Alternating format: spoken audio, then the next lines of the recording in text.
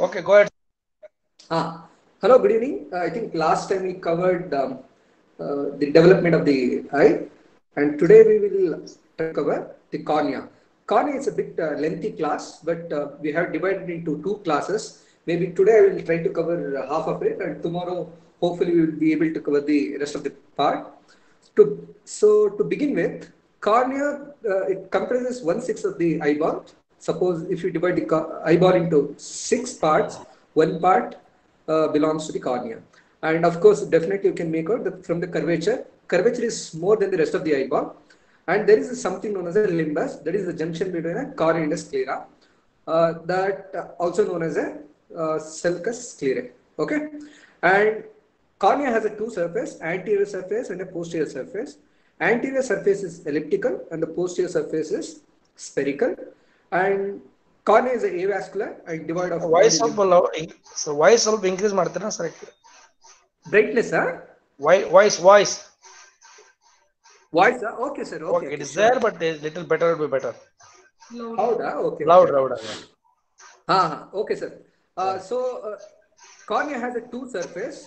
We can make out this yellow part refers to the anterior surface, which is more of the elliptical, which is horizontally elliptical. That means the horizontal diameter is more than the vertical diameter. The horizontal diameter is almost like 11.6. Anything beyond the normal limits is considered to be abnormal. And this blue color refers to the posterior surface. This is like a spherical. Okay, it has vertical and the horizontal what you call the diameter is almost equivalent. Okay, and coming to the radius of curvature, it has see, if you look at these four numbers has something special. All are consecutive numbers. It's very easy to remember. 5, 6, 7, 8. So the posterior surface is more curved than the anterior surface. Okay, this is how the cornea looks from the what you call the from the sagittal view. And coming to the corneal thickness again in the center it's around 0.5 to 0.6 millimeter, and in the that means in the center it's more thin, and in the periphery it's almost like 1.2 millimeter. Okay, now coming to the because cornea is a avascular structure, and we should know how the cornea receives the nutrition.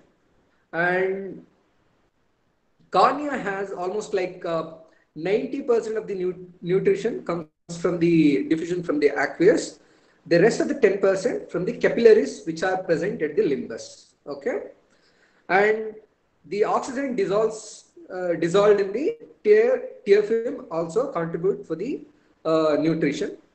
When we talk about the refracting surface, the central 5 millimeter contribute for the majority of the refractive power. That means the central part is more curved than the peripheral part, that is known as a prolate cornea. Okay, that is the normal cornea. When you talk about the refractive power, anterior surface has a 48 diopters and the posterior surface has a minus 5 diopters. Okay, do not get confused.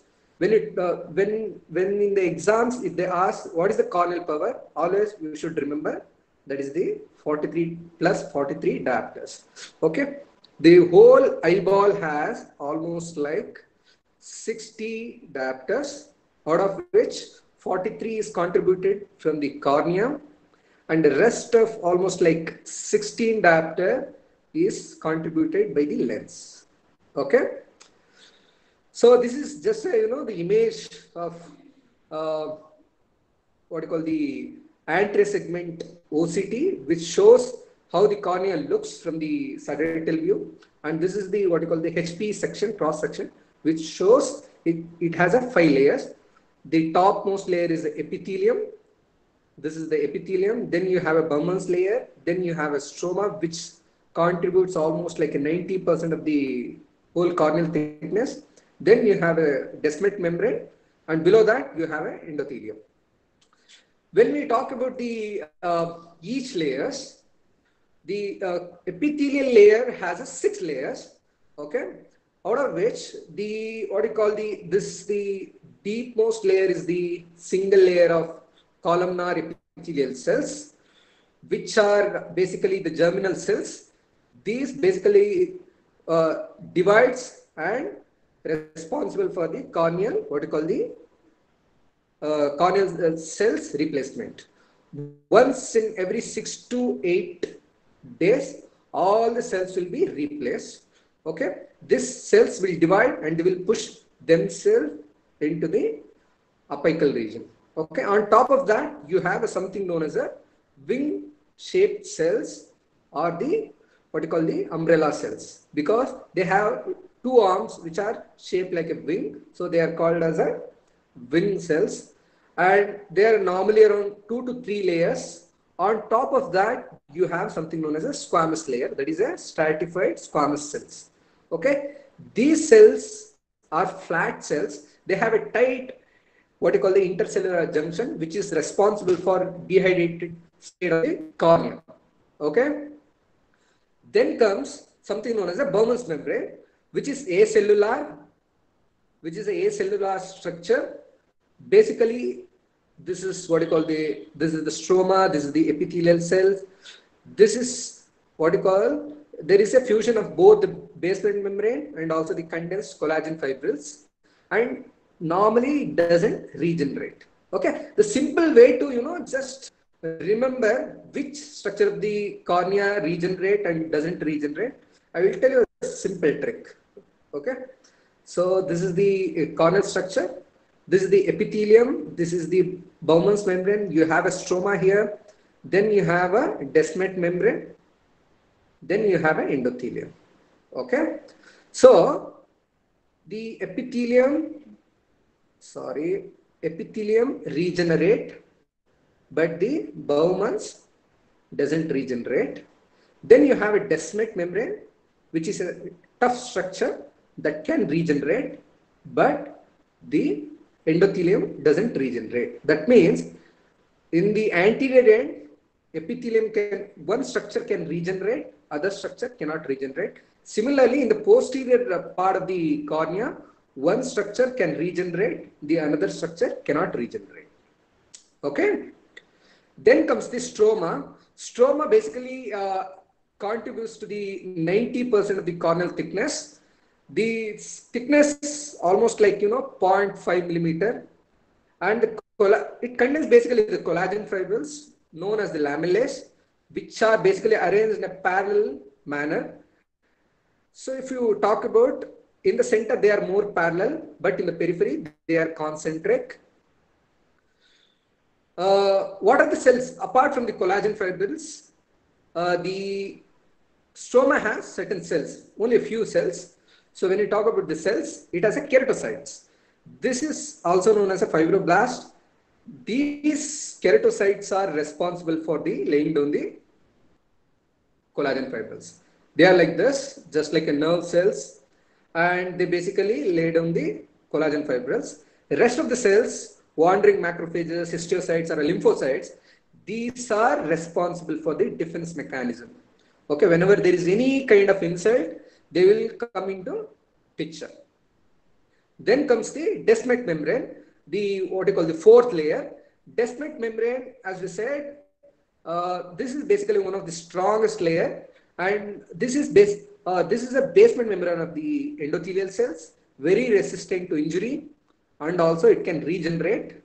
And if you look at the cross section of the eyeball, especially in the anterior segment, suppose this is the cornea, this is the sclera, and where exactly, suppose this is the Descemet membrane, assume this is the Descemet membrane with the endothelium, where exactly the what you call the Descemet membrane ends, there is a what you call the ridge. Okay, and then your trabecular meshwork starts. That is basically trabecular meshwork is nothing but a channel. That channel responsible for draining all the the aqueous humor.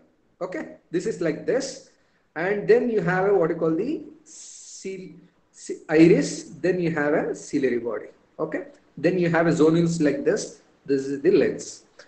This ridge is known as a Schwalbe's line. You should know this thing. This is also one of the important anatomical landmark in the eyeball. Then Coming to the Descemet membrane has what you call the two surfaces, which are basically you are not able to, very difficult to distinguish. But electron microscopy, you can definitely distinguish between the two layers, anterior one third and the posterior one third. Posterior one third has something known as a wart-like projections. Suppose it has a wart-like projections known as the excretions. Okay. On top of that, endothelium are attached like this. Okay. So, what is the importance of these excretions? Suppose this is the cornea. These excretions, which are present in the periphery, are known as the Hazel-Enley bodies, which are normally seen in old age. But when these excretions, which are present in the center, they are known as the Guttae, which are responsible for one of the corneal dystrophy known as a Fuchs endothelial dystrophy, where whenever, because of this, there will be death of the endothelial cells. Whenever there is a death of the endothelial cells, which normally doesn't regenerate, that will result in the corneal edema, okay, and blurring of the vision. So coming to the endothelium is a single-layered hexagonal cells. On slit lamp, you can make it appears like a mosaic pattern, and normally they do not divide. And normally, if you take, they are like this hexagonal shape.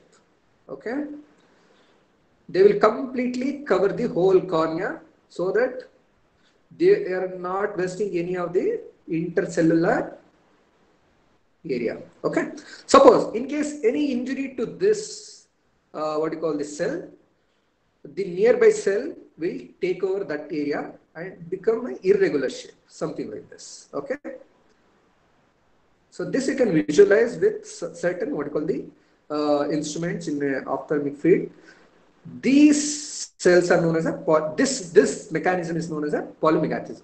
Okay. Coming to the number of cells, that is very important it's very important. See, normally when you talk about the cell density at birth, normally there will be around 6,000 cells per millimeter square. But when patient becomes young adult, the number of cells will become 3,000. That is the normal number of cells per cubic, what you call the millimeter square. Sometimes something known as a decompensated cornea. Any intraocular surgeries like a cataract surgery will cause what you call the endothelial loss.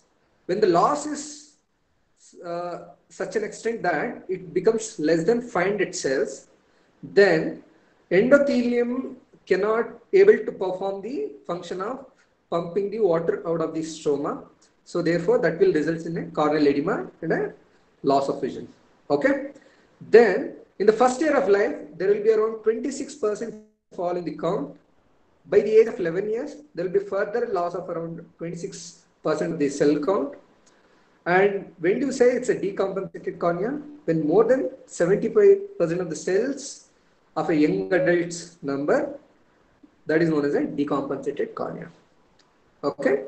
Coming to the blood supply, we know that it's a avascular structure, but still at the limbus, it has a what you call the blood supply that is very important.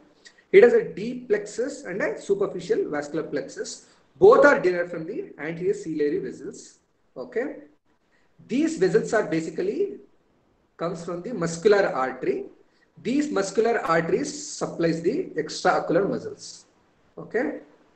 That you have to keep it in mind. And normally, if you talk about the solubility, epithelium and endothelium are hydrophobic. Okay. Both are epithelium and endothelium are hydrophobic. Because of that, they're able to maintain the dehydrated state, whereas the stroma is a hydrophilic structure. So when you talk about the innervation of the cornea, cornea is one of the richly innervated structures in the whole body. Cornea is normally the sensory supplies from the trigeminal nerve, that the first branch of the ophthalmic division give rise to the nasociliary nerve. Then that give rise to a long ciliary nerve, which passes through the suprachoroidal space. Then it comes into the what you call the pierces sclera, comes near the limbus. They will form a pericorneal plexus of nerve that then they penetrate the cornea for about almost like 1 to 2 millimeter. After that, they will lose their what you call the myelination. That is very important. When they lose the myelination, that is also one of the important landmark for the maintaining the transparency of the cornea. Okay. Once they have entered the cornea, they will form the second plexus known as a stromal plexus. Again in the stroma, once they start ascending towards the epithelium, before piercing the Bowman's membrane, they will form the subepithelial plexus. Okay, they will form the subepithelial plexus. Then they will pierce the Bowman's membrane, form the intraepithelial plexus. Then they will emerge as a fine beaded filaments. Doesn't have any special nerve endings. They are basically free nerve endings. This is the small picture which shows exactly how the what you call the nerve plexus looks. Here the stromal plexus you have, then you have what you call the here the pericorneal plexus, then you have a stromal plexus, then you have a subepithelial plexus, then you have intraepithelial plexus, then from there you have what you call the free nerve endings which project. So basically, when we talk about what is the how the corneal innervations are arranged, highest in the center and gradually which decreases in the periphery. No innervation in the central posterior part, and also the testament and the endothelium. And what is the biochemical composition? Normally, if you talk about the epithelium cells, which has a carbohydrates, protein, apart from that, important things are biochemical compositions are glutathione and ascorbic acid. And epithelium and the endothelium have less of a sodium and the sodium chloride, but more of a potassium in comparison to aqueous humor, plasma, and tear film. Okay, which these fluid contains more of a sodium and chloride and less of a potassium. That is very important point. Then in the stroma, which contains the collagen, collagen has a many types, and normally the spacing between the collagen is very constant, that is around 55 nanometer. When you talk about the collagen, that is very important. Sometimes they might ask in the exam, because this is one of the very important question. This is the eyeball. Cornea has the type 1, mainly contains type 1 collagen fibers, and the vitreous has type 2 collagen. Okay, and the descemet membrane, which is basically a basement membrane, which has a type 4 collagen. Okay, that you have to keep it in mind. Then you have something known as a glycosaminoglycans or mucopolysaccharides. Why it's important to discuss these things? Because keratin sulfate, which contributes almost like 50% of the mucopolysaccharides, which is responsible for the stromal swelling pressure. That means this basically resists the corneal, what you call the swelling. Okay, once the intraocular pressure is more than 60 millimeters of mercury. Okay, when the IOP rises more than 60 millimeters of mercury, then the corneal edema will start. Okay, and below that, the cornea is clear because of this stromal swelling pressure, which is actually because of the keratin sulfate.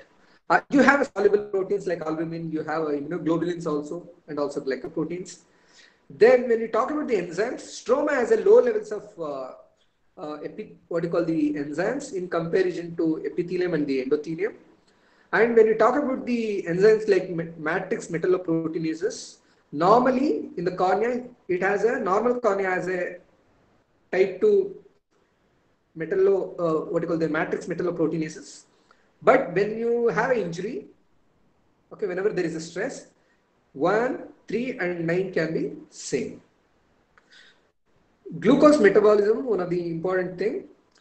Glucose, 90% of the glucose is derived from the aqueous humor, 10% from the capillaries at the limbus, out of which 90% is consumed by the epithelial cells, and the respiratory quotient of the cornea is 1. What do you mean by the respiratory quotient of 1?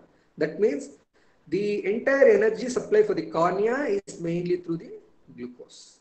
Okay, and there are two pathways which will be operating normally. One is a glycolysis pathway, another is a HMP or a pentose shunt. This is the whole overall, the picture of how the glucose undergoes the metabolism in the cornea. One molecule of glucose which enters the Embden-Meyerhof pathway, through which 88% is converted into lactic acid, which yields around 2 molecules of ATP, and rest of the 12% of the glucose passes through the TCR Krebs cycle, which yields around 36 molecules of ATP. Okay, some of the byproducts of EMP pathways will pass through the HMP shunt that yields ribose and NADPH. These are very important, what we call the important molecules for the biosynthesis of the lipids, nucleic acids like nucleic acid, RNA and DNA molecules. Why is normally the cornea is transparent? Because the corneal epithelium, they have a tight intercellular junction, and they have a normal precorneal tear film. That is also important component. Then you have arrangement of the stroma that we discussed previously. Because of that what we call the regular lattice arrangement, because of this regular lattice arrangement, the separation between the fibrils are less than the wavelength of the light.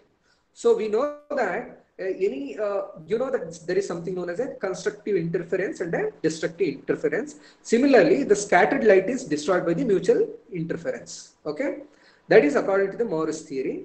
Similarly, you have something known as a Goldman's theory, which says if the fibrils are small than the light itself, then it doesn't cause any interference. Okay, and other point is cornea is a avascular structure, and cornea is a because of the corneal dehydrated state. This what we call the dehydration is because of a sodium potassium ATPase pump, bicarbonate ATPase pump, and what we call the carbonic anhydrase enzyme dependent pump, and also sodium and a hydrogen active pump. See, this is the picture which shows this is on the what we call the aqueous side, this is on the descemet membrane side. The sodium being pumped out of the cells against the gradient. So this is a sodium potassium ATPase pump. Similarly, on the aqueous side, you have the sodium and the bicarbonate both being pumped out of the cell to keep the endothelium dehydrated state. Okay, and normally why the cornea will get vascularized? Because of any disease of the cornea that give rise to what you call the vascularization. Normally the vascularizations are either it's a superficial, basically they are tortuous vessels, or arborescent vessels. So these vessels normally in the cornea that can be traced back into the limbus. Okay, deep vessels are normally straight, they divide acutely, and these vessels cannot be traced beyond the limbus. Okay, over a period of time, if any disease of the cornea is eliminated, then these vessels undergo either becomes atrophic, they might regress, or they become ghost vessels. This question was asked in I think 2009 PJ and also in 8 and 7. Corneal vascularization is caused by graft rejection, chemical burns, contact lens, vitreous hemorrhage, viral and a fungal keratitis. From these options, we know that graft rejection, again, this is the disease of the cornea. Chemical burn is a corneal disease. Contact lens, again, is a foreign body which is irritating the cornea. Then you have a viral or a fungal keratitis. Again, this is a disease of the cornea. But vitreous hemorrhage, this is an intraocular pathology. It doesn't play any role in the corneal neovascularization. This question was asked in 2005 Ames question. Corneal transparency is maintained by keratocytes, Bowman's membrane, descemet membrane, or endothelium. Okay. So what is the answer? Anybody? Endothelium. Endothelium. Yeah, endothelium. Okay. You know that the Bowman's membrane and the Descemet membranes are basically what you call, they just say avascular structures. Avascular structures, but keratinocyte doesn't play any role in the maintaining the transparency, but endothelium is a key important epithelial cell. Corneal transparency is due to all except. Options are sodium potassium pump, normal intraocular tension or intraocular pressure, hypercellular stroma, peculiar arrangement of the lamellae. That we have discussed, like a normal, what you call the regular lattice arrangement. So what do you think is the answer in this case?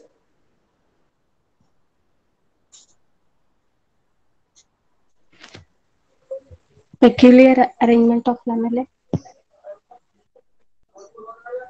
See, here the answer is hypercellular stroma. Okay, stroma doesn't have much of a cells, right? Okay, what do you mean by the peculiar arrangement? Suppose if you talk about the sclera, okay, sclera has what you call the irregular arrangement. Okay, all the collagen fibers are irregularly arranged. Because of that, the sclera appears white. But the cornea is transparent because of the peculiar arrangement. What do you mean by peculiar arrangement? In comparison to sclera, definitely it has a what you call the regular arrangement. Nowhere in the body you see this kind of peculiar arrangement. Okay. So what do you mean by peculiar means? This is the regular arrangement. But you don't see a hypercellular stroma. Okay. Stroma doesn't contain much of a cells. That is also one of the important contributing factor for the transparency. So the answer is C. Okay. Have you understood? Yes, sir. Okay. This question was asked in, I think, AIMS 2007. Transparency of cornea is maintained by all except, okay, mitotic figures in the cornea, widely separated, uniformly arranged collagen fibrils, hydration of the corneal epithelium, unmyelinated nerve fibers. All points we have discussed again. So the answer is, what is the answer?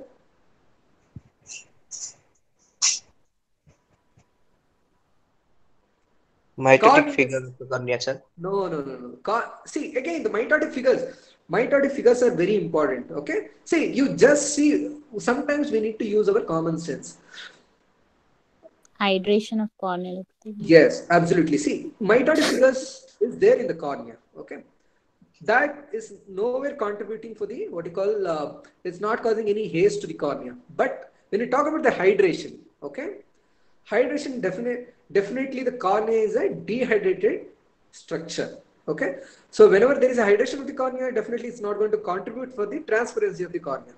Okay, did you get it? Yes, sir. Okay. So which of the following substance is strongly implicated as a cause of corneal edema under a hypoxic condition? Again, we discussed how the glucose molecule undergoes the metabolism. So you should be able to answer this question under a hypoxic condition. That means under a aerobic condition. Very good. Okay, very simple. So what do you mean by hypoxic condition? It's an anaerobic respiration. Okay. So because 88% is undergoing through the, what you call is getting converted into lactic acid. Okay. But it's contributing only 2 molecules of ATP. Okay. 2 molecules are not sufficient to, just pump the sodium out of the cells.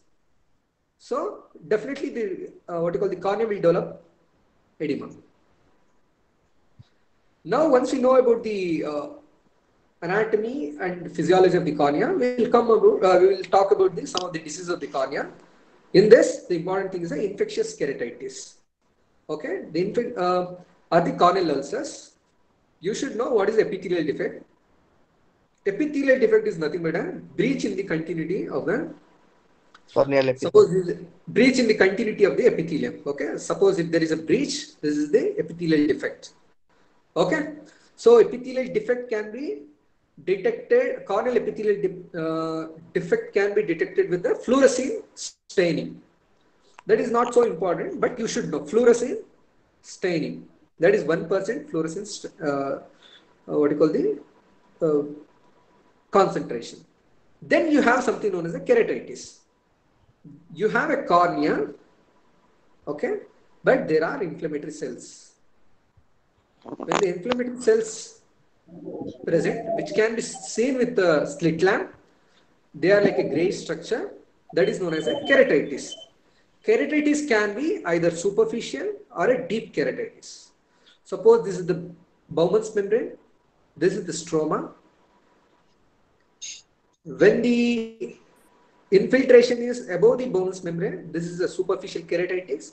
When it involves the stroma, this is known as a deep keratitis. Then you have something known as a corneal ulcer. There is a breach in the continuity and you have inflammatory cells. Okay, you have inflammatory cells. The base of the epithelial defect is covered by what you call the slough, a dead tissue. This is a corneal ulcer. Okay. Then you have something known as a hypopyon. Okay. Yes, Hypopyon, sir. suppose this is the cornea. This is the cornea. This is the cornea. You have a cornea like this. Then you have an iris.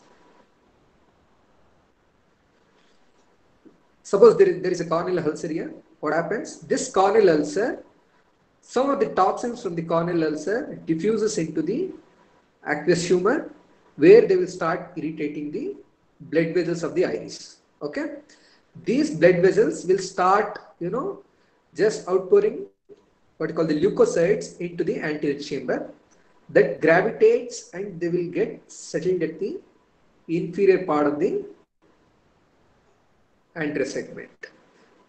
Okay, they will form. This is known as basically the hypopyon. This hypopyon is basically, it's a sterile in nature, normally in a bacterial. Okay, that you have to keep it in mind. But in a case of fungal, the hyphae also will diffuse through the cornea. Then they will also settle along with the polymorphous leukocytes. Okay, so this hypopyon can rapidly appears, it can disappears, and it can also reappears. Okay.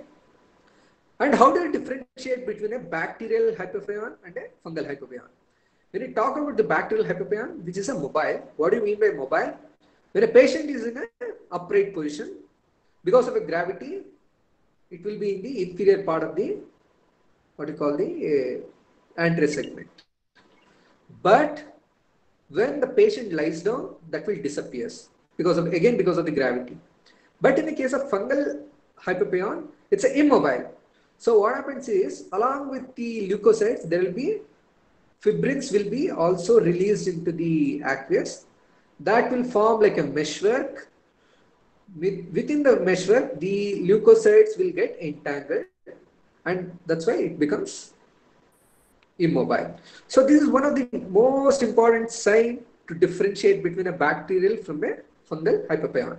Okay, this is a clinical picture which shows, okay, there is a corneal ulcer here and there is a hypopyon.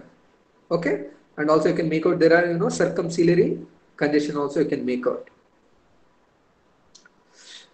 So this is whenever there is a epithelial defect. Okay, this is occurs whenever there is a epithelial defect, but there are certain organisms that penetrate the intact cornea. Okay, these what you call the organisms are, there are around 6 organisms.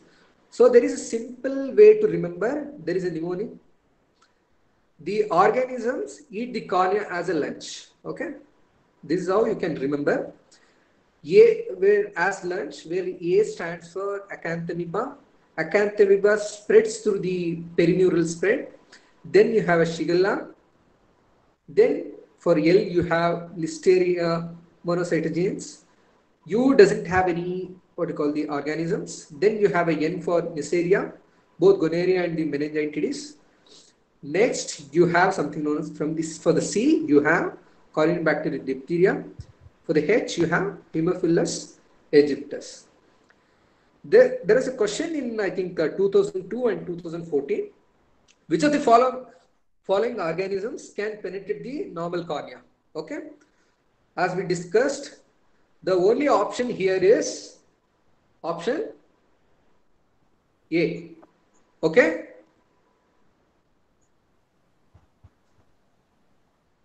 coming to the clinical pictures of the corneal ulcers. Okay, you should know, see how do you differentiate bacterial from a fungal, then fungal from a viral or a parasitic one. See, you should know some of the risk factors and the clinical findings. With these factors, you'll be able to differentiate different corneal ulcers. What are the risk factors for that bacterial ulcer?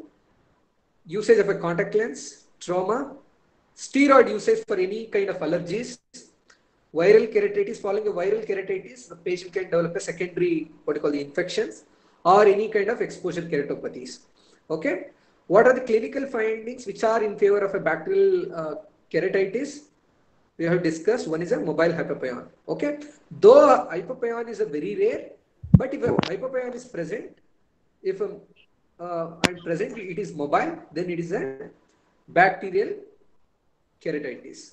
And normally, if you take Pseudomonas corneal ulcer has a rapid course and a deep and a very extensive necrosis that can cause a perforation within 48 hours also.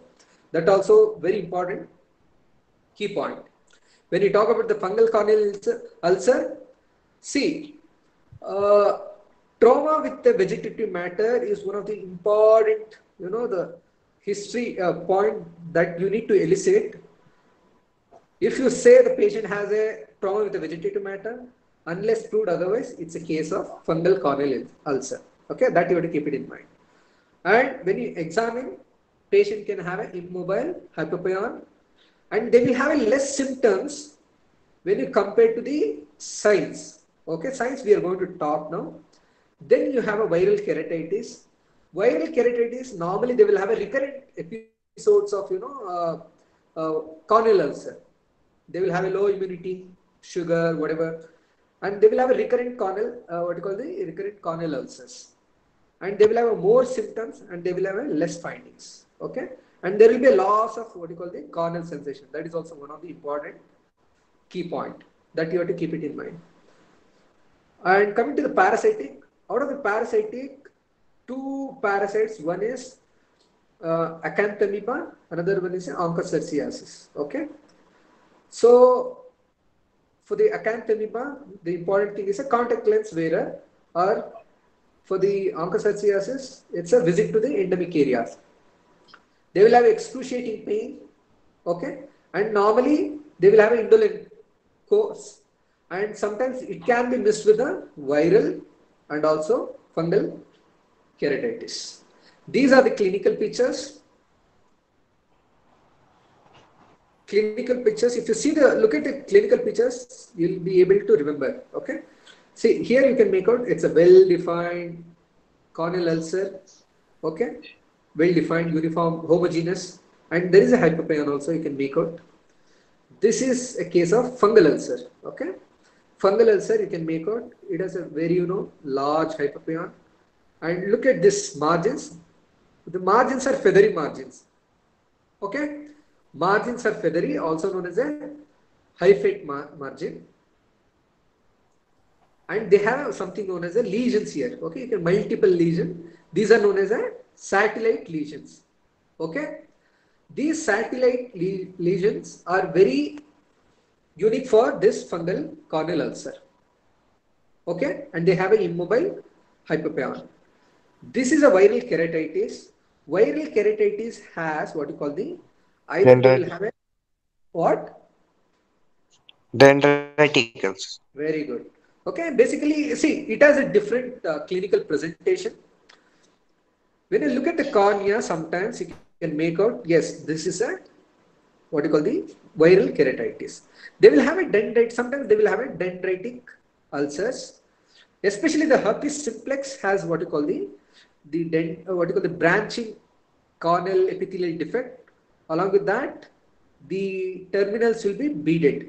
Okay, this is known as a true dendritic ulcer. But in the case of herpes zoster, you don't see this the beading, known as a pseudodendritic ulcers. Okay, this is a dendritic ulcer. When these dendritic ulcers join one together, they will form a geographical ulcer. Okay, this is a herpetic keratitis, the viral keratitis. Along with that, if you check the corneal sensation, that will be decreased. This is a case of acanthamoeba keratitis. See, okay, you can make out this is like a immune ring, okay, ring, like a ring, what you call the corneal ulcer. And if you look at the surface, definitely look at the surface here, here, or here. It has a mottled appearance. Okay, this is why, because the epithelium has actually, just separated from the basement membrane. Because of that, it has an irregular surface, ring ulcer, and normally they will have an excruciating pain. So let's solve some of the questions related to the corneal ulcer. A person with a prolonged usage of a contact lens presented with the irritation of the left eye. After examination, diagnosis of a keratitis was made. Corneal scraping revealed a growth of a Pseudomonas aeruginosa. Bacteria were observed to be multi-drug resistant. Which of the following best explains the mechanism of antimicrobial resistance in these isolated Pseudomonas strains? This is more of, the microbiology question. So the options are ability to transfer resistance genes from the adjacent commensal flora, improper contact lens hygiene, frequent and injudicious use of topical antibiotics, or ability of the Pseudomonas to produce the biofilms. So the answer here is, it's more of a microbiology question. So the answer is they can produce a biofilms. Okay. If you go through the research paper, Pseudomonas produce the biofilms. Because of that, they have a multi-drug resistance. Okay. Which organism infection is virulent and may cause corneal ulcer perforation within 48 hours? The options are Pseudomonas, Aspergillus, Herpes simplex, or Staphylococcus. What is the answer?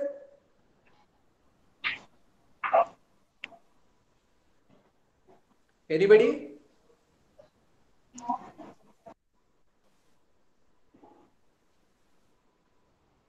Hello? Yes, sir. What is the answer? I told you, right? How to differentiate between a bacterial, viral, fungal. In that I told you. Any perforation which occurs within 48 hours, that you have to keep it in mind. That is a Pseudomonas. Okay? The culprit is Pseudomonas. Okay? Yes, sir. Do not forget, none of the, if you take all the organisms here, none of the organisms are as virulent as Pseudomonas. Okay? Pseudomonas is, it's a virulent, highly virulent that causes the perforation of the cornea. Okay? So the answer is Pseudomonas.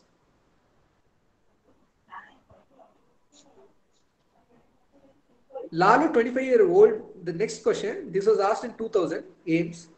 Lalu, 25-year-old man, presented with a history of pain, redness and watering of the left eye for last 1 day.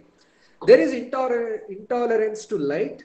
Most probable diagnosis is, see, we have a 4 option: keratitis, acute anterior uveitis, acute posterior uveitis, epidemic keratoconjunctivitis. So what is the answer in this? Sir, keratitis, sir. Okay. See, there is a little bit of confusion. See, the important points are pain, redness, watering, Photophobia. and 1 day, and intolerance to light. Okay. When you look about the, at least you look at the third option, acute posterior uveitis, it doesn't cause what you call the intolerance to light. Okay. Yes, sir. Next, you have a epidemic keratoconjunctivitis. This is also one of the Okay. important, it is caused by basically by the adenovirus. Okay. When we talk about the conjunctiva, I will discuss in brief. So the epidemic keratoconjunctivitis is caused by the adenovirus. See, it has 2 phases, the first phase and the second phase. First phase, there will be involvement of the conjunctiva. Okay. Then there will be involvement of the cornea. Whenever the conjunctiva is involved, that lasts for almost like 7 to 10 days. During that period, the patient doesn't have any intolerance to light. Only after 10 days, the patient will start developing intolerance to light. Patient will have pain, redness, watering, whatever. Okay. Then this might look like, this picture, but the history is 1 day. Okay, so that's why this is also ruled out. So now we left with only two options, keratitis and acute anterior uveitis. Both can fit into this diagnosis. So, but when we look into the frequency, keratitis is more than the acute anterior uveitis. So I would like to go with the keratitis. Okay. Yes, sir. If you have any doubts, let me know. Hmm? So next we have, which of the following is caused by bacterial infection? Flectanular conjunctivitis, marginal keratitis, Murren's ulcers, Vogt-Koyanagi-Harada syndrome, or hyperpion ulcer. Okay. Here, anyhow, we have not covered the topic, but I will tell you what is the answer for this. Because Hypopion ulcer. exactly. See, at least if you look into the bacterial infection they are talking about, Flectanular conjunctivitis is it's an immune related what you call Allergen. the yes, absolutely. Because of tuberculin protein that give rise to conjunctivitis that will give rise to the keratitis. Marginal keratitis again is immune mediated and also because of the toxins from the any commensals in the what you call the conjunctival sac. Murren's ulcer is a diagnosis of exclusion that for timing just remember these points because I will show you the slides and how do you differentiate between all the immunologically mediated keratitis. VKH syndrome or a Vogt-Koyanagi-Harada syndrome, it's an autoimmune disease where the antibodies are directed against the pigmented epithelial cells. Okay, so here the antibodies are directed against the skin pigmented epithelial cells, cochlear pigmented epithelial cells, and also against the retinal pigmented epithelial cells. Okay, so this is not a what you call the not a what you call bacterial infection. The only option which is left is hypopion ulcer. Okay, so the correct answer is hypopion ulcer. Coming to the stages of the corneal ulcer, it goes to the progressive stage, then it goes into the regressive stage where the keratouveitis develops. Then there will be healing phase where the cicatrization of the corneal occurs, where the cornea becomes irregular. Okay, once it has healed, that will form an irregular corneal surface. So, what are the complications of the corneal? What do you call the corneal ulcer? You have something known as a keratectasia. There is a permanent deformity, bulging of the cornea, like this. That is known as a keratectasia. Or whenever there is a what do you call the corneal ulcer that eroded the whole of the stroma and the descent is exposed because under the influence of intraocular pressure which cannot withstand, that will bulge out, that will form the desmetocele. Then sometimes it can perforate also, it can perforate. Okay, and there will be iris which plugs the what you call the dehiscence area, that will form the pseudocornea, anterior seneca formation. Sometimes they can develop secondary glaucoma, anterior staphyloма. Staphyloma is a thin ectatic cornea. Okay, on the posterior surface the iris is attached. Okay, that is an anterior staphyloma. Sometimes if the perforation, when the what you call the lens comes in contact with the perforated corneal ulcer, that will form the cataract formation. They can have a what you call the lens. There will be a spontaneous expulsion of the lens and the vitreous. You can have a vitreous hemorrhage if the toxin enters the intraocular content, that can give rise to panophthalmitis or an endophthalmitis. These are some of the complications of the corneal ulcers. This is desmetocele. You can make out. There is a thinning with little bit of bulging. There is a corneal perforation with iris has prolapsed here, that has formed the pseudocornea. Okay. Sometimes the whole cornea becomes thin and ectatic with iris which is attached to the posterior surface, forms the anterior staphyloma. This is a panophthalmitis. Okay. What are the symptoms? Decreased vision, lacrimation, redness, photophobia. They can have a foreign body sensation, pain, Visible lesion over the cornea, definitely you can make out. Okay. Then you have, what are the tests? See, this is not only for the corneal ulcers. Let's say this is for the corneal ulcers. Sorry. See, what are the tests you would like to do in a case of corneal ulcers? One, Gram staining, Gibbs staining, and a KOS staining. Okay. Sorry for the spelling mistake. So, and apart from that, what are the blood cultures you would like to do in a case of bacterial corneal ulcer? Blood agar, chocolate agar, or a thioglycolate broth. In acanthamoeba, you have to remember, this is very important, a non-nutrient agar with a E. coli overlay is used for isolating the acanthamoeba species. Then, for the fungus, you have a Seborrhoeic dextrose agar without chlorhexidine. Okay? These investigation not only for the corneal ulcer, in general, if you take any for the corneal pathology, we can do. And these questions are quite often they are asked, like what is the how do you measure the corneal curvature? Okay, basically the keratometry and the corneal topography will measure the corneal curvature. Corneal topography can give everything, including the corneal thickness, dioptric power, everything that can provide. Pachymetry is helpful in measuring the corneal thickness. Confocal microscopy. With this, you will be able to visualize all the layers of the cornea. This is again one of the very important structure.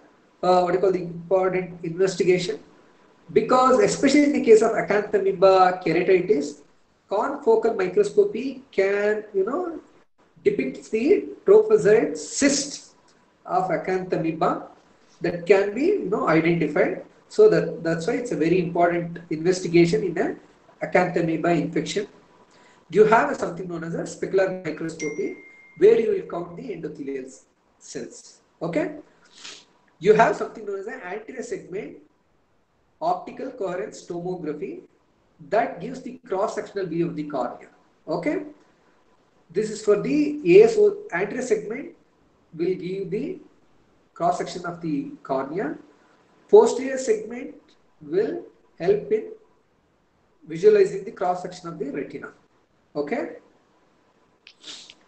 How do you treat the corneal ulcer? Very simple, antibiotics. Okay. So normally, normally if we take the antibiotics, normally what we do in a case of corneal ulcer is something known as a fortified or a concentrated eye drops. What do you mean by this? Normally we take the injectable antibiotics and we will just dilute. That is known as a concentrated eye drops. And we have something known as a commercially available eye drops. Commercially available eye drops like a fluoroquinolones, moxifloxacin or a gatifloxacin. Those are very commonly used. Those are readily available ones. Then you have something known as an adjuvant therapy. Okay. The adjuvant therapy is nothing but to reduce the pain, we give cycloplegics. Okay. Out of this, the atropine is most commonly used. Then we use home atropine.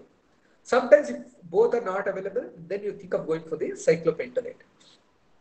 Atropine has a cycloplegic effect for 7 to 14 days. The effect lasts for almost like 7 to 14 days. Okay. Home atropine, the effect lasts for almost 3 days. The cyclopentolate, the cycloplegic effect lasts for almost 1 day. Okay. This you have to keep it in mind.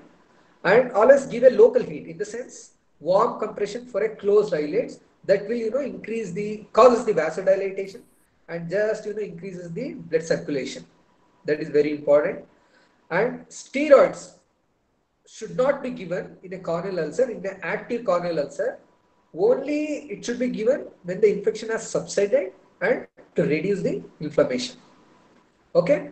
What are the antibiotics used in a bacterial corneal ulcers? Majority of the time, if you take, okay, this is the combination: fortified cefazolin and a tobramycin. Okay. These are the most important combination that is used. Apart from that, whenever these eye drops are not available, then you go for this is second option: fortified vancomycin and a fluoroquinolones. especially the moxifloxacin and a gatifloxacin. How do you treat a fungal corneal ulcer? Okay, so you have something known as drug of choice for different types of, Netamycin. yeah. For example, see, if you broadly classify based on your microbiology, how do you classify the fungal, basically fungal organisms? See, one is either filamentous or a what you call the yeast. The filamentous, if you take filamentous, aspergillus, and fusarium, the drug of choice is netamycin, voriconazole, and amphotericin B. Okay? For a yeast infection, especially the candida, the drug of choice is nystatin. Okay, very simple way to, just to remember. Suppose, whenever there is when do you give a systemic antifungal drugs? This is only topical, what you call the eye drops. When do you give a systemic antifungal drugs? Whenever there is a, there is a severe hyperpion, there is a perforated corneal ulcer, or there is a endophthalmitis. Then you start the patient along with the topical medication. You start the patient on oral or a systemic antifungal drugs. That is a ketoconazole and voriconazole. How do you manage when the ulcer is not responding? How do you manage? We can manage surgically. So what we can do is repeatedly you can scrape off the corneal ulcer edges and the base. Okay, that is a repeated corneal scraping. And apart from that, what you can do? Something known as a therapeutic keratoplasty. Okay, in a therapeutic keratoplasty, what we do is, see, normally if we take a donor cornea, we grade like A, B, C, D. That is a grading based on the number of endothelial cells. Okay, so whenever suppose A, again A can be classified as a A plus and a A. A plus has a good quality of a healthy endothelial cells with a good density, but a D has a lesser number of cells. So A is used for somewhere you want to restore the vision. A plus or a A can be used to restore the vision. But a donor cornea, which is a grade D, that is used to, just to restore the globe integrity.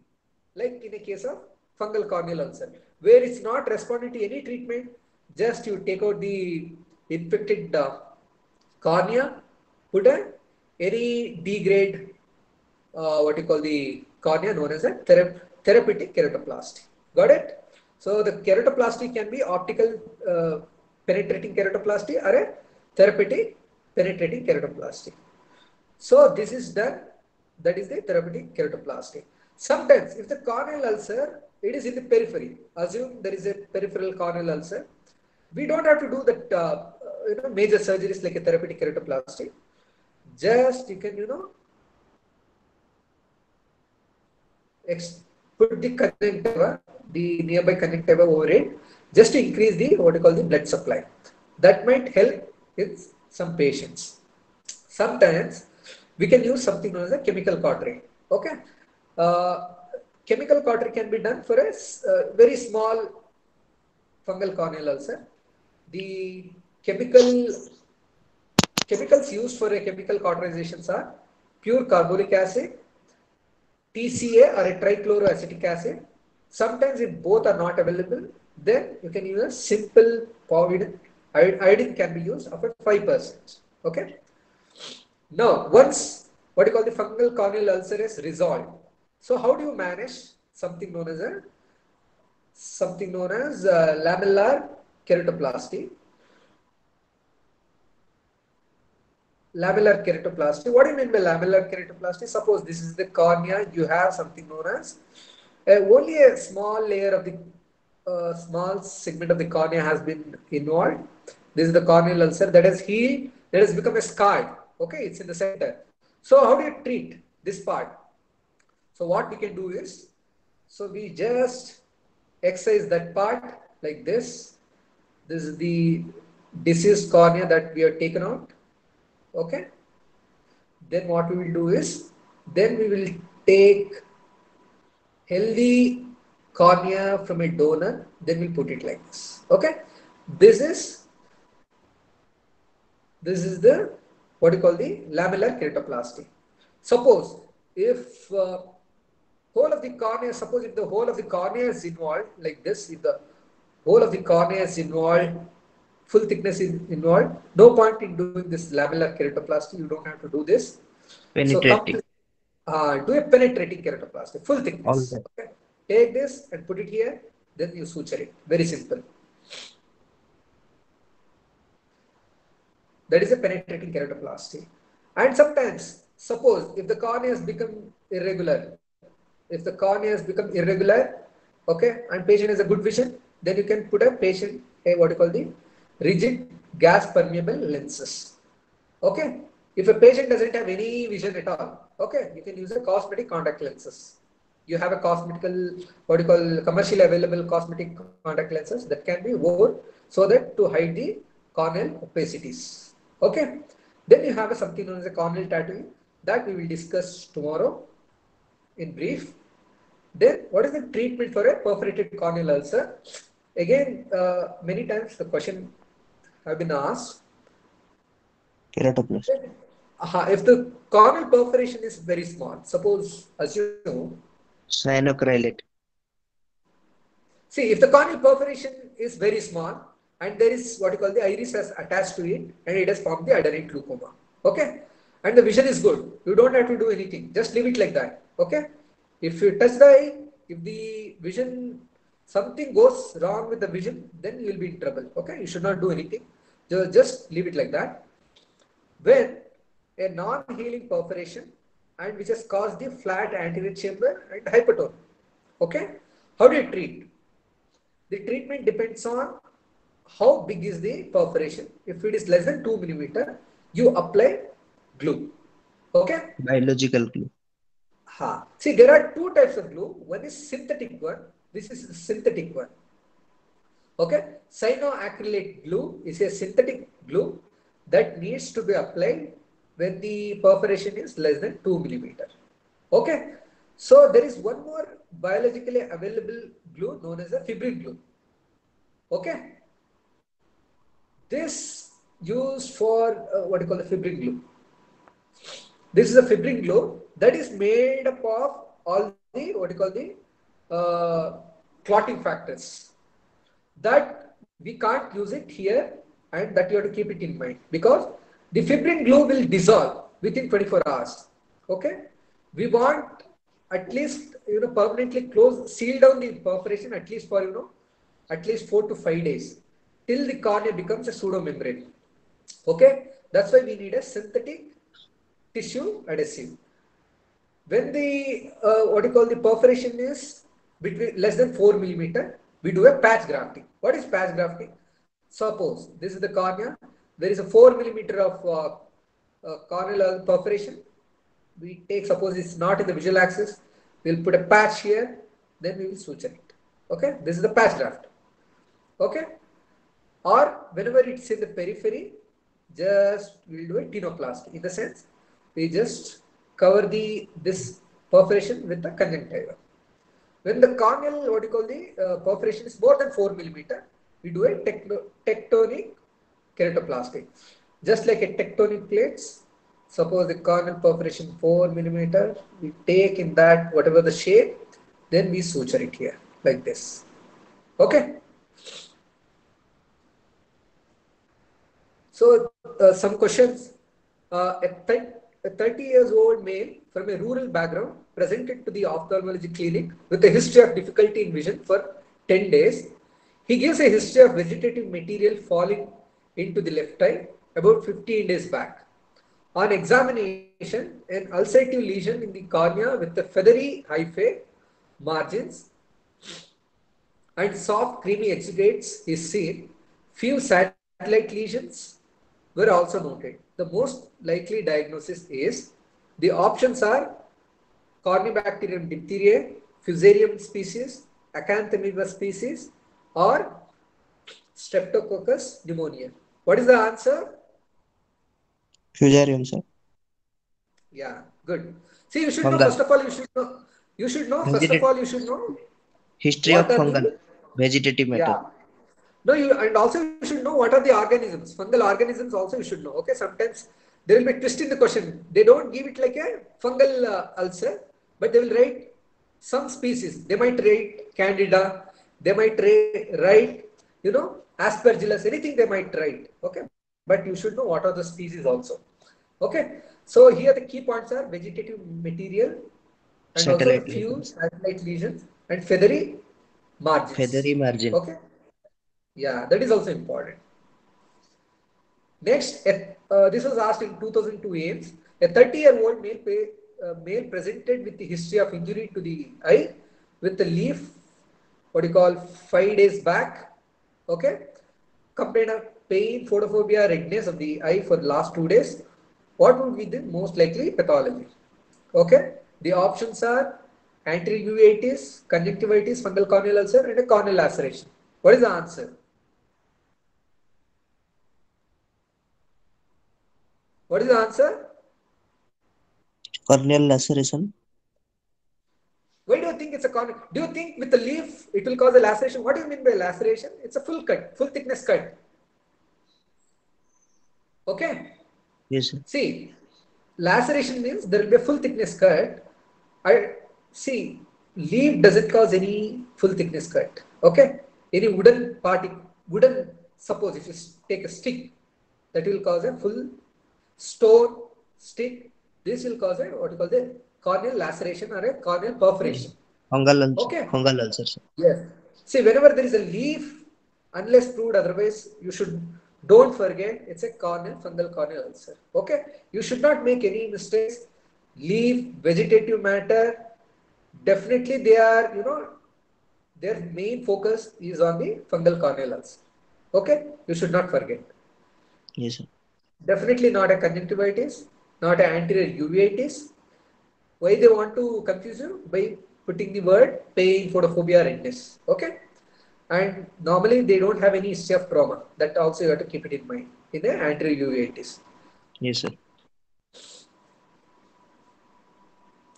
A diagnosis of a fungal corneal ulcer is not made if there is a presence of fixed infected hypopyon, dry looking ulcer with a white slough, hyphated margins, satellite lesions, and immunological ring, a marked photophobia and a pain, that is, symptoms are more than the signs, sloughing of corneal ulcer with the presence of hyphae on a cavosma, shifting hypomyon, and early vascularization of cornea. Okay, this question has been asked many times. AIMS, if you look at when it has been asked, AIMS 2014, 11, again in PGI 2008 and 4, again in 2014, this question has been asked. Okay, again here you are not supposed to make any mistakes. Okay, we are Sir, stressing every time, we are stressing on the same point. Okay, who will answer? C, sir. Okay, mark photophobia and pain. Very good. Shifting Sir, hypo. sir, Option sign. D. Yes. Sir, Yes. sign is more than symptom, sir. Very good. See, there are two options. Okay, there are 5 options first of all, out of which, okay, the third option says mark photophobia and pain are symptoms are more than the signs. That is a wrong answer. Shifting And hypothesis. yes, very good. Okay. It is When you fixed. answer, read the question properly, then read also the what you call the options. Okay, that is very important. So here the what you call the based on C and E, we are not going to make diagnosis of a fungal corneal ulcer. Okay. Yes, sir. Okay. We have something known as a next question. Again, this question has been asked many times. Fungus. Satellite nodules are lesions on the corneas caused by. Okay, again I told you, satellite lesions are unique for the fungal Fungal corneal ulcer. ulcer. Okay, again you should not make any mistakes. It's not seen in herpes in viral infections, not in a bacterial infection, nor in trachoma or sarcoidosis or a Mycoplasma. mycoplasma. Okay, you don't see in this, but you see only in a fungal corneal ulcer. Okay. Trachoma causes what? You will have, we will discuss later. Okay, you will have a Arts line. Okay, there will be a lot of pits. Okay, this you Yes, sir. should know. Herbert pits. What do you call the Herbert pits? that we will discuss in the subsequent classes. Which of the following will be the most important adjuvant therapy in a case of fungal corneal ulcer? Okay, who will answer? Again, I told you, here the options are: you have a steroid, you have a steroid, you have atropine, you have a pilocarpine, you have a lidocaine eye drops. Which one is the option? Which is the answer here? Atropine, sir. Very good. Okay. Atropine, it's very important. See, you need to reduce the pain. Patient will have a corneal ulcer. Cycloplegic. You need to reduce the pain. Okay. Very simple. So dexamethasone doesn't have any role. First of all, it's a highly contraindicated in the fungal corneal Contraindicated. ulcer. Okay. Pilocarpine, where do you use pilocarpine as a first line of drug? In a It's angle anesthetic, closure sir. glaucoma. Okay. Hmm. Hello. Yes, sir. Angle closure glaucoma. Okay. Then you don't use anesthetic agent to Yes, sir. reduce the pain. And you should not use this anesthetic agent because that can damage the cornea. That is also contraindicated. Topical antifungal used in a corneal fungal infection: silver sulfadazine, neomycin, natamycin, and a graciofulvin. What is the answer? Natamycin. Very good. Straightforward. We have discussed. Okay. Which of the following is the drug of choice for a treatment of a treatment of cornea caused by corneal ulcer caused by filamentous fungi? What is the answer? You have itraconazole, natamycin, nystatin, and a fluconazole. I told you, right? You have filamentous fungi, okay, and you have a yeast. Filamentous fungi, the treatment of option is voriconazole, amphotericin B, and you have a natamycin. Okay. Natamycin. You have for the yeast or a candida infection, you have a nystatin. Okay. So here, Yes, sir. for the filamentous fungi, what is the answer? Natamycin. Natamycin. Okay. You should not forget. Okay. I will tell you a simple trick how I used to remember, at least when I was just like you. See, yeast, how do you write yeast? A simple way, maybe a short form, yeast. Okay. Yeast, you have here, okay, nystatin. It's very silly, but you can remember like this. Okay. This yeast can be, treated with a nystatin. Hopefully you can remember like this. Simple way. Steroids are contraindicated in herpetic keratitis, atopic Fungal dermatitis. corneal ulcer. So you're already what you call preset with a fungal corneal ulcer. See, again, you have steroids are contraindicated in a herpes keratitis, atopic keratitis, fungal corneal ulcer, and exposure keratitis. See, again, if you take herpes keratitis, when we discuss, herpes keratitis has a superficial stroma, what you call the epithelial keratitis, and a stromal keratitis. Okay. Epithelial keratitis, again, it's a contraindicated. Suppose if you had an option of like dendritic corneal ulcer, then that is also more, more just like, fungal corneal ulcer, that is also very important. Okay, both are equally important. But certain, keratitis, we do give steroids. So that's why it's ruled out. Atopic dermatitis, again, it's an allergic reaction where we want to suppress the allergic reaction. We do give steroids. Yes, But sir. exposure keratopathy, yes, sometimes we do give what you call the steroids. But in the case of fungal keratitis, yes, of course, 100%. It's not indicated. Which of the following is not given as an eye drop in a corneal ulcer? Chloramphenicol, methylcellulose, fluorometholone, and olopatadine. Okay. See, you have to remember chloramphenicol is a broad spectrum Antibiotic. antibiotic. Fluoromethalone, sir. Maybe. Steroid. See, let me explain a little bit, okay, so that you remember. You have a methyl cellulose and you have a olopatadine. Okay. Chloramphenicol is an antibiotic. Methyl cellulose is a lubricant. Olopatadine is an antihistaminic that can be given sometimes because that can reduce the what you call the irritation in the eye. Fluoromethalon is a very weak steroid. Okay. When we talk Yes, about sir. the potency of the steroids, prednisolone is the most potent. Then you have a dexamethasone. Then comes the loteprednol. Then we have a something known as a fluoromethalon. Okay. This is one of the least potent. Still, it should not be used whenever there is an active infection. Okay. That you have to keep it in mind. Prednisolone is more potent. Then you have a dexamethasone, loteprednol, fluoromethalon. In ophthalmic, you know, usage. So this is the last topic. I will, I think, finish within another 5 or 10 minutes. Okay. Today we will we have a herpes zoster infection and a herpes simplex infection. Herpes zoster we will cover it tomorrow. Okay. So the herpes simplex infection, basically this infection is a antigenic, it's purely because of antigenic properties. And normally when a person has an infection, doesn't develop any immunity, and the infected person becomes carrier, never develop immunity. That you have to keep it in mind. And there are two types of HSV virus, type 1 and type 2. Type 1 infects lips and nose and the cornea, and the type 2 infects the genitals. And recurrent attacks are seen whenever the patient has a cold, pneumonia, or a relapse of any malaria or exposure to sunlight.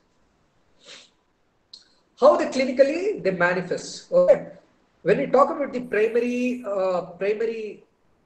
herpes simplex infection, normally they present like a severe follicular keratoconjunctivitis or vesicular blepharitis. Blepharitis is an infection of the eyelid. Okay. Suppose this is the eyeball, the eyelids will get infected. Blepharitis, especially the margins. That is a vesicular blepharitis. That is the primary form of herpes simplex infection. Whenever there is a recurrent, then that will give rise to corneal, what you call the keratitis. So keratitis can be of different varieties.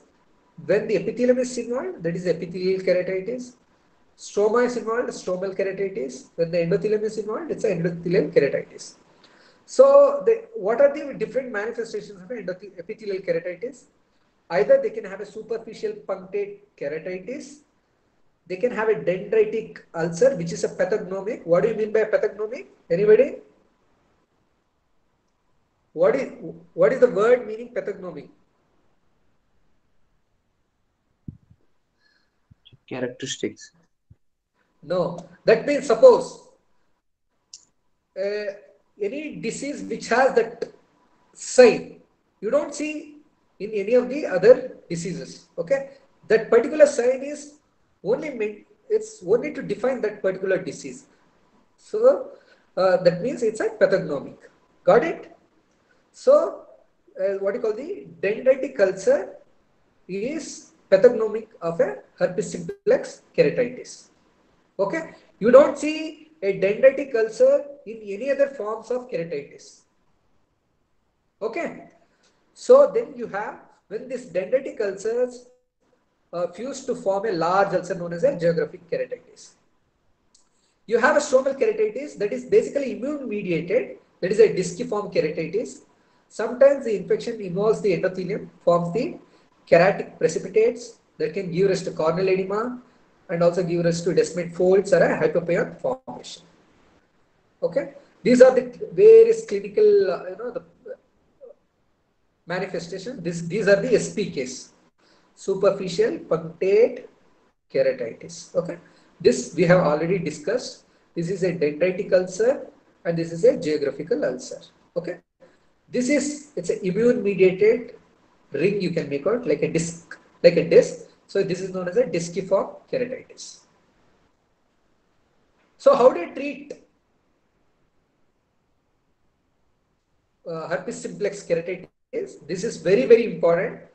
See, when you look into the different, you have what you call epithelial keratitis we use all antiviral medication, okay, because it's an active infection.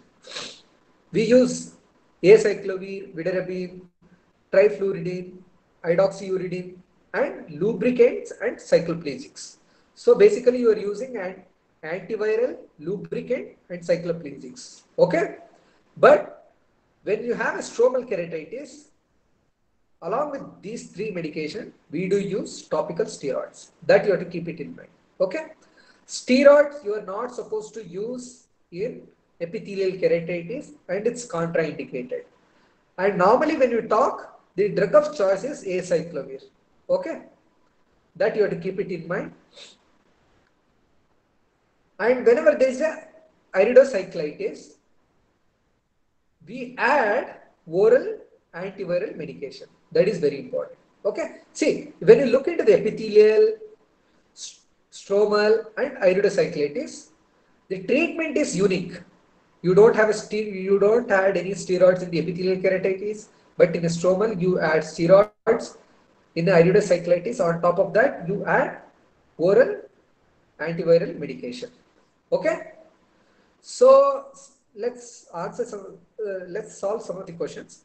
Not true about the herpetic keratitis, stromal keratitis, dendritic ulcer, corneal guttae, and a disciform keratitis. What is the answer?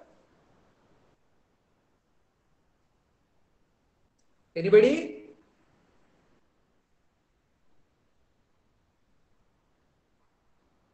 Hello?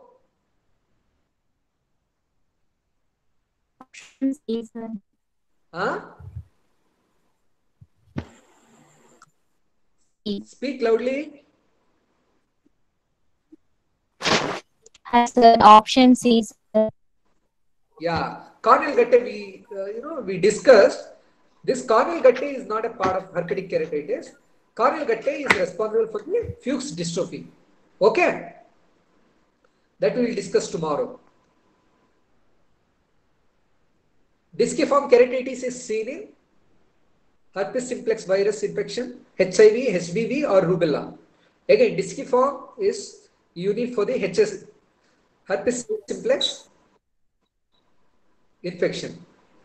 Okay, very simple, straightforward. Dendritic keratitis or ulcer are caused by Herpes simplex. Yeah, it's a pathognomonic Simplex. feature. So the answer is herpes simplex infection. Okay. You don't see in a case of vaccinia. What is vaccinia? Anybody? Chicken pox. Huh? Pox What? virus. Pox virus. It's a what you call the non-virulent form of a Major. smallpox. Non-virulent form of a smallpox, right? That was used to develop smallpox vaccine, right? Vaccines. So here the answer is herpes simplex keratitis, where you see dendritic ulcer. Corneal sensations are lost or decreased. Again, this is also very unique for both herpes simplex infection and herpes zoster ophthalmicus. So therefore the answer is herpes simplex infection. Conjunctivitis is a non-specific again. Fungal corneal infection, you will have normal corneal sensation. Trachoma, again you will have a normal corneal sensation. So therefore the only option is herpes simplex keratitis. Enlarged corneal nerves are seen in all the following except. Who will answer? Enlarged corneal nerves are seen in all the following except. Options are keratoconus, herpes simplex keratitis, leprosy, and neurofibromatosis. Okay, before answering this question, just look into this, what you call a table. Sometimes normally we don't see any corneal nerves enlargement, but there are certain diseases which are systemic and some are local causes which will cause the enlargement of the corneal nerves. But normally these patients are asymptomatic. Okay, normally they don't have any visual symptoms. So what are the causes for the enlarged corneal nerves? See, this question has been asked many times. This you need to keep it in mind. The systemic diseases where the corneal nerves are enlarged are MEN syndrome type 2B, neurofibromatosis, and Refsum syndrome. Okay, what is MEN syndrome type 2B?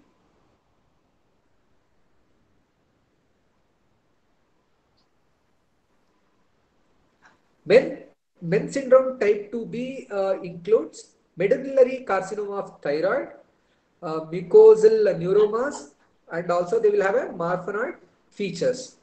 Correct? Yes, sir.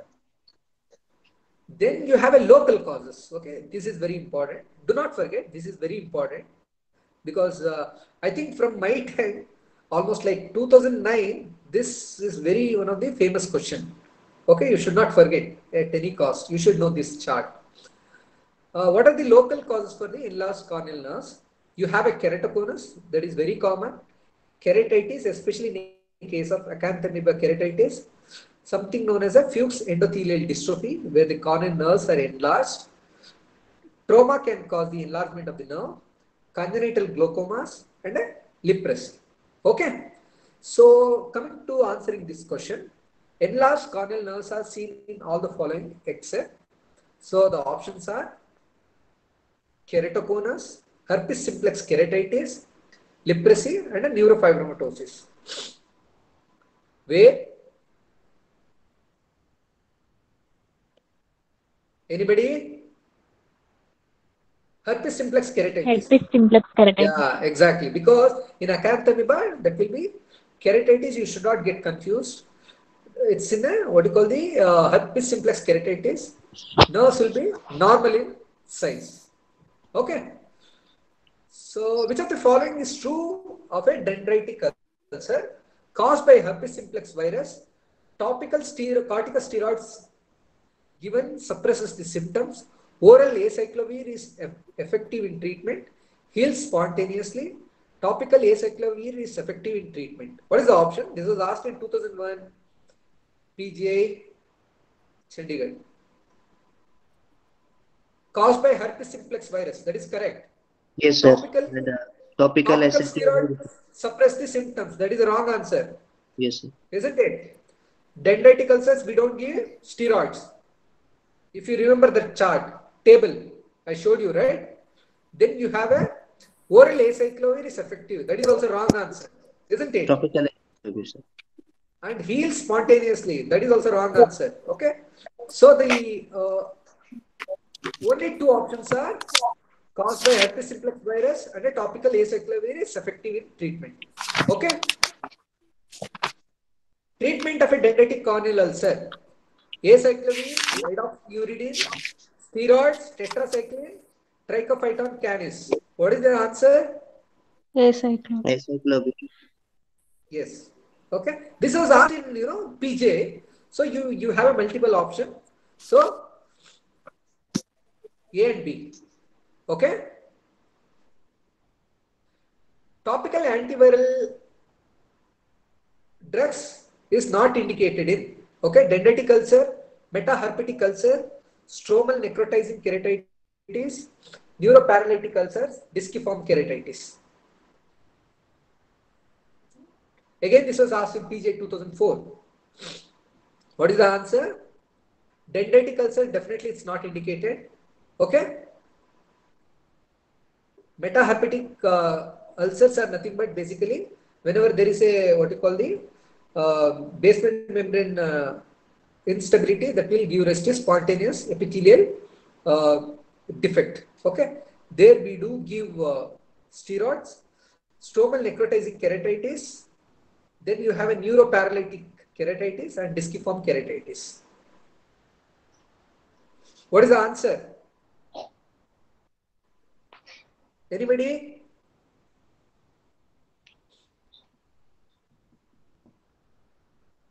Another two more questions. Two more slides.